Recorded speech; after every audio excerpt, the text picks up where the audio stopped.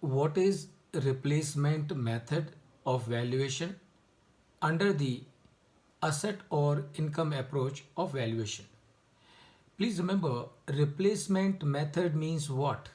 Replacement method means the asset which I have to replace today, what, and I'm trying to do the valuation of this asset, what valuation I'm trying to find out. Please remember, when I'm trying to find out valuation of an asset which I wish to replace, the valuation has to be based not on a new asset of a new asset.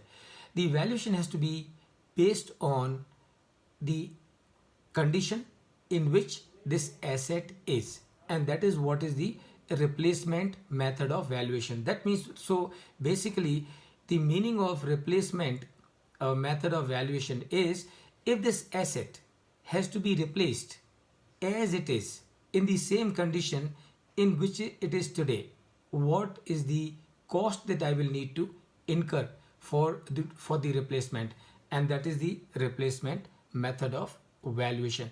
I hope that answers your query. Yes, sir. Yes. Okay, very good, very good.